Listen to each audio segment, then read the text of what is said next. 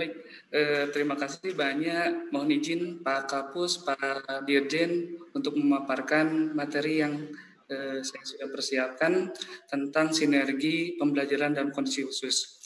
Nah, di sini mungkin saya hanya akan memaparkan tentang best practice atau praktik baik yang dilaksanakan di Kota Tasikmalaya, di mana di Kota Tasikmalaya ini sudah dimulai sejak bulan Maret kemarin. Namun sebelumnya saya ingin mengutip dulu pernyataan dari Pak Hendarman dalam sebuah surat kabar di mana beliau mengatakan dalam situasi yang penuh dengan ketidakpastian ini kita harus kompromi antara hati dan jiwa. Harus menjadi jiwalah yang menjadi dasar dalam suatu pengambilan keputusan. Ini yang dimaknai oleh kami di sini dalam setiap gerakan-gerakan yang kita lakukan di Kota Tasikmalaya. Jadi mohon izin untuk sebentar saya menampilkan ini terlebih dahulu. Jadi di kami ada sebuah wadah di mana sejak tahun 2016 ini KKG itu berkumpul di kota, kemudian membentuk suatu wadah di mana dibuatlah forum komunikasi kelompok kerja guru Kota Tasikmalaya.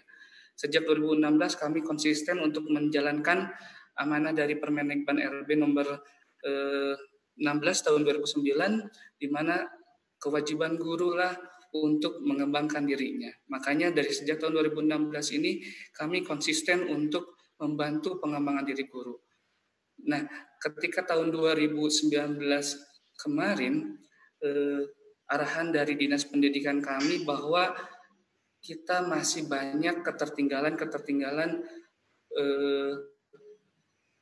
pengembangan kompetensi guru, terutama jika kita lihat dari hasil UKG tahun 2015 bahwa banyak sekali guru-guru yang sangat tidak menguasai tentang IT. Itu arahan dari dinas kami bagaimana mengembangkan kompetensi guru di bidang IT. Oleh karena itu, pada awal tahun 2020 ini, ketika wabah ini mulai bermunculan, wabah pandemi COVID ini bermunculan, dinas menggerakkan EPKG untuk segera mengadakan pelatihan-pelatihan, mengingat hasil dari analisis kemarin bahwa guru belum banyak yang menguasai IT. Di bulan Maret kemarin, ketika di Jakarta sudah mulai ramai untuk adanya pembatasan-pembatasan, kami di Kota Tasikmalaya ini mengadakan pelatihan untuk mempersiapkan masa pandemi ini. Jadi bagaimana menggunakan pelatihan IT ini untuk menunjang pembelajaran guru. Kami bekerja sama dengan Universitas Negeri 11 Maret, kemudian ada ruang siar guru di Yogyakarta, kemudian ada juga trainer-trainer dari Jawa Tengah kami libatkan dalam kegiatan pelatihan TIK ini. Nah, jadi sejak awal bulan Maret tersebut kami terus berdiskusi dengan Dinas Pendidikan untuk bagaimana menyiapkan hal terburuk ketika proses pembelajaran ini tidak dapat dilakukan secara tatap muka. Tiada pilihan lain, yaitu dengan menggunakan pembelajaran jarak jauh daring. Oleh karena itu kami terus berkoordinasi, kemudian di bulan Mei tetap kami mengadakan diskusi daring dengan pihak-pihak universitas, kemudian ada pihak luar juga seperti ruang siar guru di Yogyakarta. Di bulan Juni, kami dengan Dinas Pendidikan, dengan pengawas sekolah dasar pun kami mengadakan pertemuan untuk membahas tentang bagaimana pembelajaran nanti di tahun ajaran baru. Akhirnya di bulan Juli kemarin, setelah banyak sekolah yang menanyakan ke kami bagaimana pembelajaran di awal tahun, kami bersepakat dengan Dinas Pendidikan, kemudian dengan pengawas pembina di sekolah dasar untuk menyusun modul BDR ini. Waktu itu belum ada arahan dari manapun, akhirnya kami bekerja ya sebisa-bisa kita untuk menyusun BDR ini. Hanya ada beberapa pertimbangan kami dalam menyusun BDR ini adalah dengan menyesuaikan kurikulum yang ada, kemudian disesuaikan dengan kondisi. Nah, Di sini sinergi pembelajaran kondisi khususnya kami membagi tugas antara dinas pendidikan, kemudian sekolah, EPKG, kemudian dengan orang tua. Di mana dinas di sini kami dinas pendidikan kami sangat komunikatif dengan sekolah, EPKG, bahkan orang tua. Di dinas memiliki tugas untuk bagaimana merumuskan kebijakan-kebijakan terkait pembelajaran di kondisi khusus. Para pimpinan kemudian dengan pengawas berdiskusi untuk menciptakan sebuah pembelajaran. Tugas EPKG di sini adalah untuk bagaimana menyusun modul BDR, kemudian ditindaklanjuti oleh KKG di masing-masing KKG dengan menyusun kelengkapan pembelajarannya seperti RPP-nya, kemudian media pembelajaran itu dapat dikembangkan oleh KKG. Sekolah di sini kita mempersiapkan kesiapan pembelajaran dengan berpedoman kepada kesehatan dan keselamatan siswa. Itu yang kami utamakan. Bagaimana penyiapan protokol kesehatannya, koordinasi dengan orang tua. Maka di Kota Tasikmalaya di awal tahun ajaran baru semua sekolah berkoordinasi dulu dengan orang tua bagaimana pembelajaran di tahun ajaran ini. Orang tua pun di sini ikut terlibat bagaimana mempersiapkan pembelajaran yang dilaksanakan di rumah dan mengisi angket bagaimana keinginan-keinginan orang tua. Alhamdulillah sampai bulan Agustus ini kami setelah menyelesaikan 2 modul tema pertama dan modul tema kedua. Di sini kami menggali potensi-potensi yang ada di Kota Tasikmalaya. Ini adalah murni hasil dari teman-teman guru yang ada di Kota Tasikmalaya.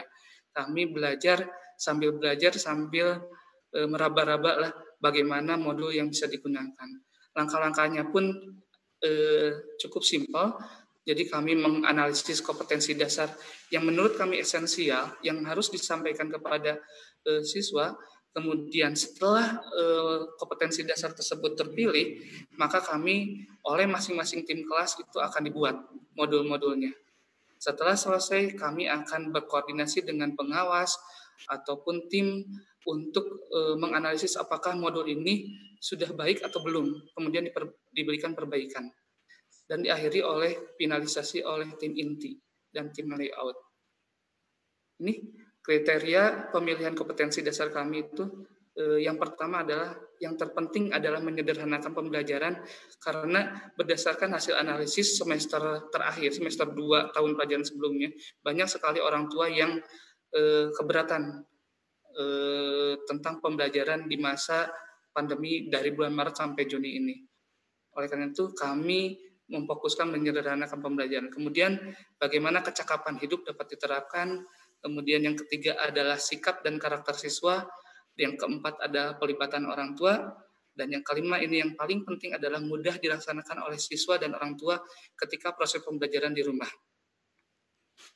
Akhirnya yang akan saya sampaikan adalah ungkapan dari Kevin Head, itu ketika kita memberikan sedikit saja dari diri kita untuk seorang anak, percayalah, kita itu memberikan sedikit untuk masa depan mereka. Dan yang terakhir, untuk teman-teman guru, ketika kita memiliki kepercayaan bahwa kita bisa melakukan, maka kita akan mencapai kemampuan untuk melakukannya.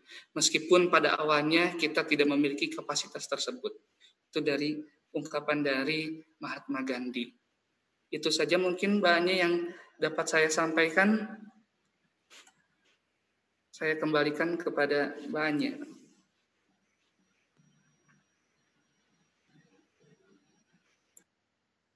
Menarik sekali kalau Bapak sampaikan bahwa sebenarnya keadaan ini juga dialami di Tasikmalaya dan menjadi satu kendala juga. Nah, yang menjadi pertanyaan, apa saja yang sudah Bapak lakukan secara langsung nih kepada orang tua dan kendala apa yang biasa dicurhatkan oleh para orang tua di Tasikmalaya, Pak? Baik, banyak. Jadi di Kota Tasikmalaya atas arahan Kepala Dinas Pendidikan, jadi di awal tahun ajaran baru itu semua sekolah mengadakan koordinasi, tentunya dengan mempertimbangkan protokol kesehatan. Jadi satu minggu itu kita berkoordinasi dengan orang tua. Banyak yang dilakukan oleh orang tua itu tentang masalah ketersediaan sarana prasarana, terutama dalam handphone.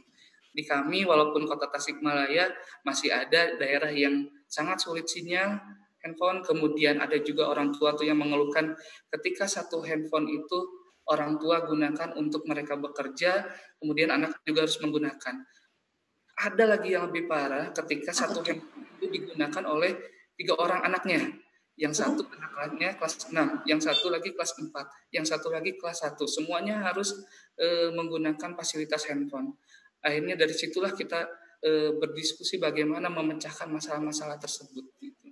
Apa aja tuh Pak masalahnya? Terutama mengenai satu handphone untuk 3 anak dengan yang berbeda-beda gurunya. Betul. Jadi alternatif solusi yang kita berikan yaitu dengan modul ini. Ketika modul ini bisa digunakan, itu setiap anak mungkin tidak fokus kepada handphone. Jadi kita sepakat ketika misalkan pembelajaran untuk minggu ini, orang tua datang ke sekolah untuk mengambil bahan ajar yang akan diberikan kepada anak 1 minggu ke depan. Nah, anak mengerjakannya di modul ini. Nanti dengan arahan pelatihan gitu zamannya saya dulu kali ya. Iya, betul. Jadi nanti guru memberikan arahan-arahannya di handphone, nanti orang tua yang memberikan bimbingan kepada anak bagaimana mengerjakan soal-soal tersebut. Tentunya atas arahan dari guru sebelumnya di pesan WhatsApp mungkin. Baik, terima kasih banyak Pak Purnomo untuk sharingnya. Dan para sahabat karakter, mari yuk kita sama-sama saksikan terlebih dahulu ini sebuah video yang satu ini.